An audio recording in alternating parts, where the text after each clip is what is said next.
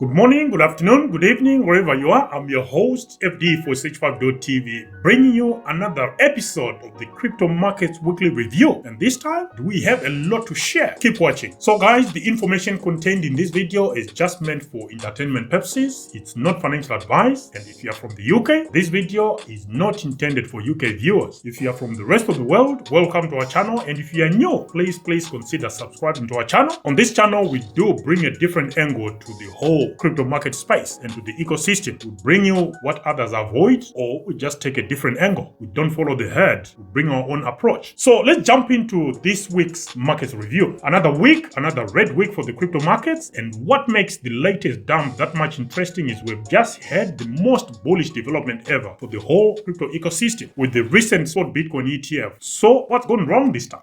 Nothing much, just some regular market manipulation, most likely going to be a feature in the coming months and years. Now that the much talked about institutions are now on board. You better get used to it, guys. Buckle up and enjoy the roller coaster ride. For those who follow us on this channel, you'll remember our coverage of spot Bitcoin ETFs pending grants during the application phase, where we kept warning retail investors that these institutions are not going to be as charitable as most of us thought at the time. These institutions, they are serious and they mean business. As far as this latest dump is concerned, some within the crypto space are saying it's because of GBTC liquidating. Some investors take flight for the actual spot Bitcoin ETF. Others maintain that this is just the usual buy the rumor, sell the news event at play. Here's my 2 cents to all this. It's just the market doing what the market usually does. Who cares? These short-term moves aren't going to define the market, and if we are indeed in a bull run, then all this is just noise. Talking of the recent spot Bitcoin ETF launches, here is a scoreboard standing for the leading pack early on in this fascinating battle for survival for those applicants. Data courtesy of our now mutual best friend, Eric Balkunas, Twitter, or shall we say X's resident ETF expert. The guy, I should say, knows his stuff. So we got BlackRock's IBIT ETF, which is, if you exclude the grayscale GBTC, after 4 days of trading, BlackRock is in front, followed by Fidelity. You got Bitwise, ARK Invest, Invesco, Franklin and Templeton, Valkyrie, VanEck, Wisdom Tree comes right at the bottom. So like most are saying, most experts are basically saying not all these applicants or these ETF providers are going to survive. If this picture keep evolving in the same direction, I can understand why that will be the case. Maybe it will be one at a time and then complete clean out all at once. We'll keep watching. So at the moment, Wisdom Tree is at risk of dropping out or of losing out in this fight. So as you can see, after a 4-day trading, like I said, BlackRock IBIT spot Bitcoin ETF is in the lead in terms of both trading volume, not counting the outflows from GBTC of course, and total assets. Latest data now suggests that BlackRock now owns just over 17,000 BTC at the time of recording and rising. Sooner or later, the Bitcoin price will catch up, and that's when we will likely see some firework on the price front for some of us who are still waiting for that God candle people keep talking about. Moving on, let's head over to Cardano, where serious discussions are now underway to try and bring a tried and tested stablecoin to the Cardano ecosystem. And here we are talking of USDC. Guys, what took you so long? It's a pity so much time wasted chasing petty projects that could not command enough trust. Take myself for example. I use USDC on Solana and Ethereum, Polkadot, Cosmos, and just for good measure I also use USDT on the Tron network. Why? Not because I trust Tron or Solana that much, but because USDC and USDT are kind of universal across the crypto ecosystem. Let's just hope it actually happens this time, as interacting with the Cardano ecosystem and using the native coin in ADA can be very limiting sometimes. At least with USDC, investors can actually join the ecosystem knowing that there is a stable coin to store their assets at any time they come out of some volatile asset, instead of selling one volatile asset for another. It doesn't make any sense. By the time you actually take to a platform that will give you stable coins, you'll probably have lost small percentage. It doesn't make any sense. I can actually use the Cardano ecosystem more than I do right now if this becomes a reality, and that is serious. I'm not making a joke here. I think I'll be using it a lot more because at the moment I have to use a third party just to make my place within the Cardano ecosystem. I can see investors from other ecosystems as well actually coming to Cardano, knowing that at some point they can actually exit with less attrition. Also, don't forget developers for decentralized apps or dApps, especially DeFi, who may come over to Cardano because of its massive community and now the USDC stablecoin, if this ever becomes a thing. Another highlight of the week was the much anticipated Manta network, which launched and did some airdrop airdrops just this week, which turned out to be a disappointing event in some quarters. Myself, the airdrop, I expected more, but